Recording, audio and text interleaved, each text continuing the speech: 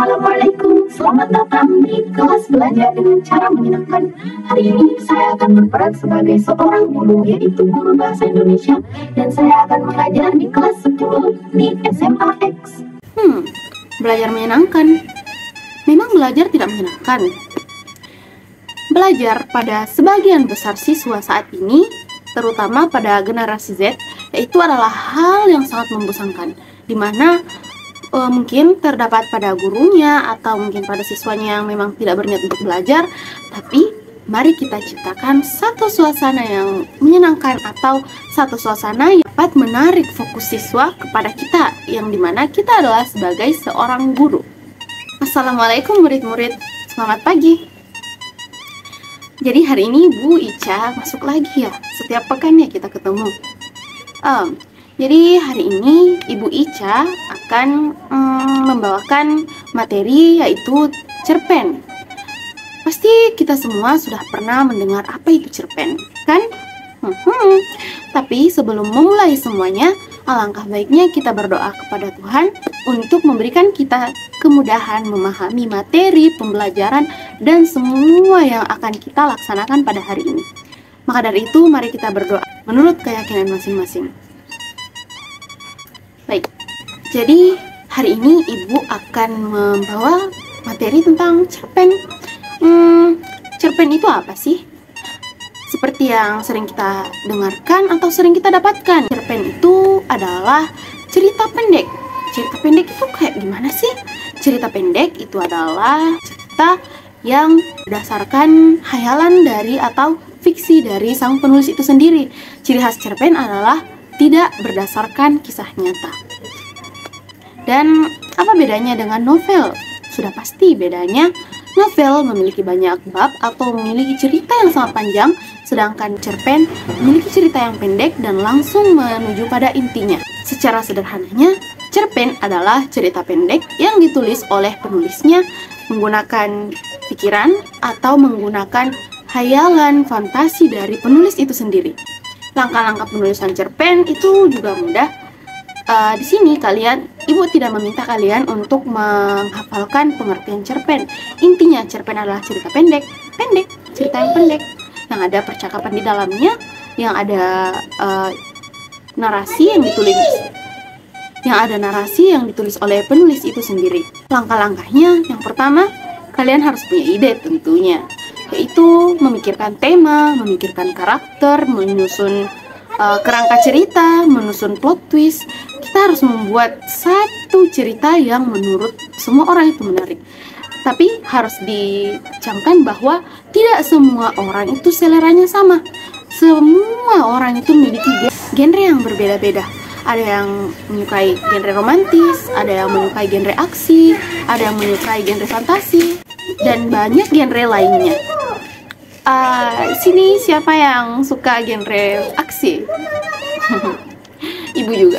Ibu sangat suka genre aksi karena di sini novel ataupun cerpen yang Ibu dapati, penulisnya itu selalu saja berhasil membawa Ibu ke dalam cerita atau masuk ke dalam suasana yang dimaksud oleh cerpen tersebut. Salah satu karya yang pernah Ibu baca, cerpen. Apakah kalian ingin mendengarnya?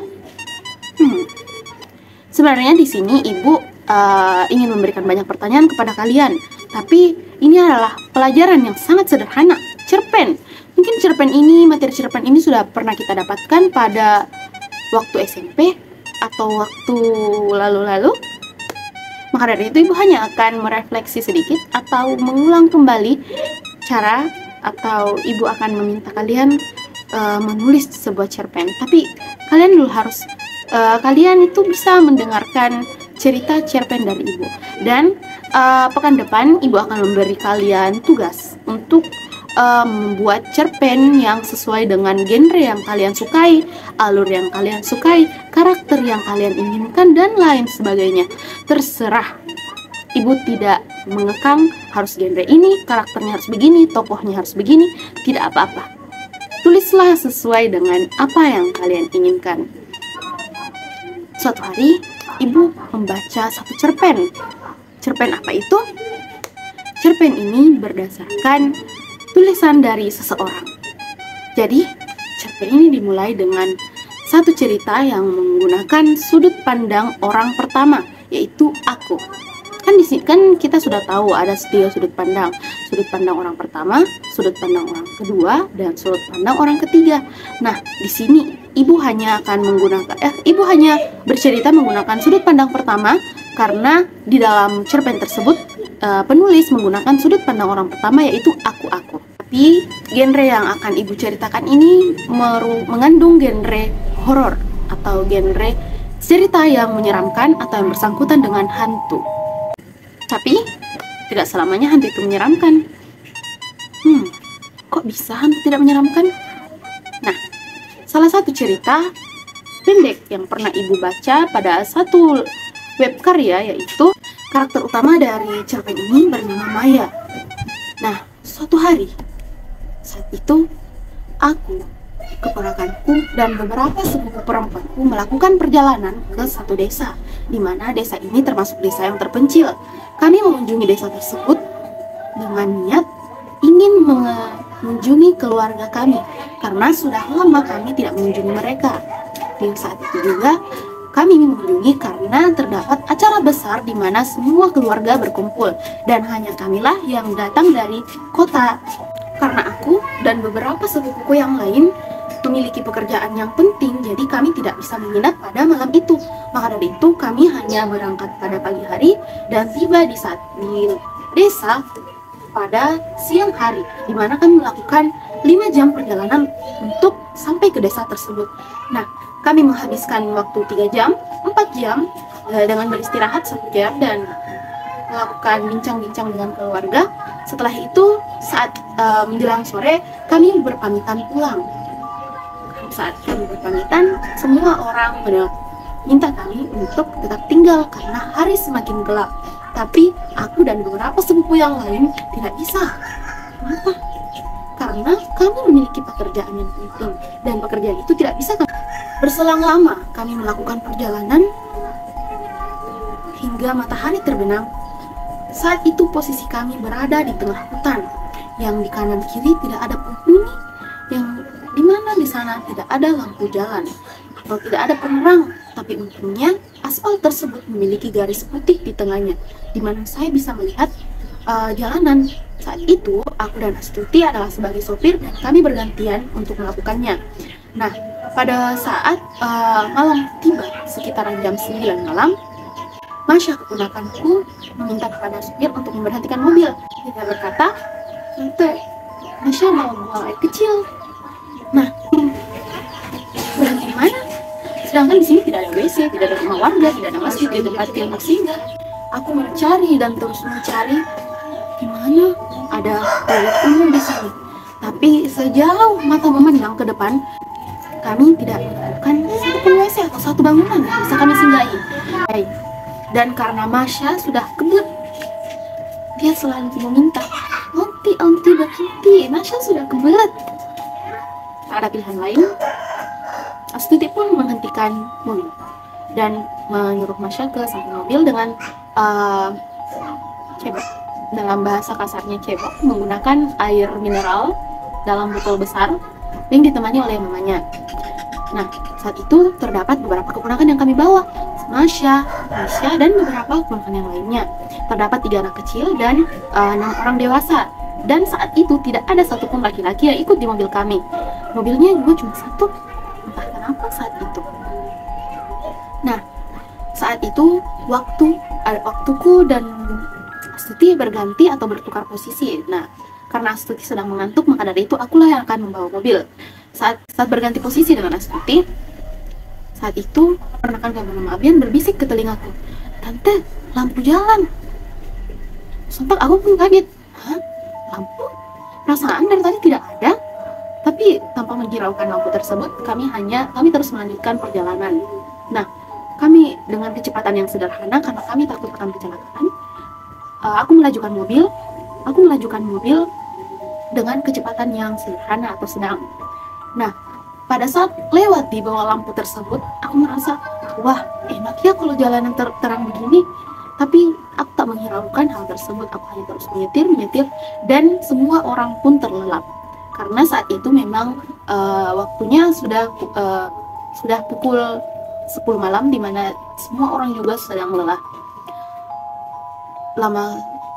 Berselang lama, aku menyadari sesuatu. Hah? Kok jalan terang terus? Perasaan tidak ada lampu jalan deh. Mobilku juga lampunya tidak seterang ini. Saat itu pun aku memberanikan diri untuk melihat ke sekitarku, dan ternyata benar, di sekitarku terang. Ada apa ini? Aku beranikan diri untuk menengok ke spion. Aku lihat, wow, dan aku pun terkejut melihat lampu jalan yang tadi kami lewati masih ada di belakang kami. Iya, masih ada di belakang kami. Dan saat aku semakin melaju kencangkan mobilku, lampu itu terus berada di belakangku dan tidak lepas. Aku pun terheran-heran dan merasa mungkin mobil ini tidak berjalan, tapi kilometer dari mobil tersebut tetap menunjukkan bahwa aku mengendarai mobil dengan kecepatan sekian. Menyadari sesuatu yang ganjal, aku pun semakin mempercepat laju mobil. Tapi anehnya, semakin laju mobilku, semakin terang pula di sekitarku, hingga sampai titik di mana tiba-tiba aku merem mendadak mobil. Dengan saat itu kecepatan kami sangat tinggi dan aku merem mendadak mobil. Dan semua orang terbangun. What's wrong? Ada apa? Dan anak-anak pun juga ikut terkejut. Untungnya semua orang menggunakan sabuk pengaman saat itu. Dan aku tidak bisa menjawab. Lidahku keluh dan hanya bisa memandang ke depan dengan tatapan yang nanar. Tidak ada yang bisa melihat apa yang bisa aku lihat. Yang aku lihat saat itu adalah tiang lampu tersebut telah berdiri di depan kami. Karena semua orang terkejut, sepupuku turun dari mobil dan ternyata kami sedang berada di ujung jurang. Jadi di sini pesan yang bisa ibu dapat, mungkin yang ingin disampaikan oleh penulis, tidak semua hantu itu jahat. Seperti hantu-hantu tiba-tiba dia muncul di saat kegelapan, dan dia tiba-tiba muncul di saat di tepi jurang, seolah-olah dia menahan. Hey, stop, ini batasmu. Jika kau melewati batas ini, kau akan mati. Tapi pekan depan ibu akan memberi kalian tugas, itu membuat cerpen yang berdasar dengan genre yang kalian sukai, entah itu romantis yang ada love-nya, atau horor yang ada hantu-hantunya, dan aksi yang ada tik-tik-tik-tik-tiknya. Itu terserah kalian, it's up to you, terserah. Dan ibu akan meminta kalian mempresentasikan karena jumlah kita tidak terlalu banyak, dan ibu rasa cukup untuk satu orang 10 menit menceritakan cerpen yang ia tulis, ya. Sekian pelajaran hari ini. Oh iya, bagaimana kesan pelajaran hari ini?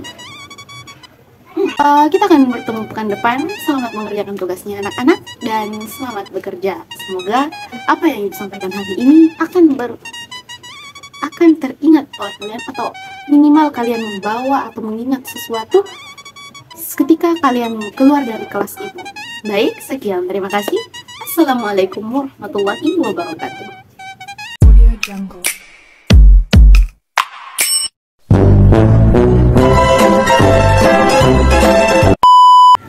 Baik, kerangka cerita memiliki genre yang berbeda-beda, genre fantasi. Apa? Berselang lama, sebagainya ya.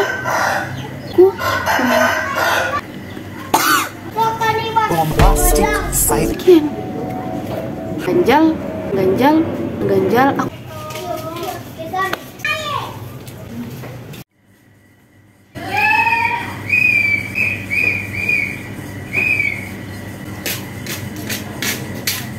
Bombastic side. Kamu terlalu dingin. Untuk aku yang gampang hilang.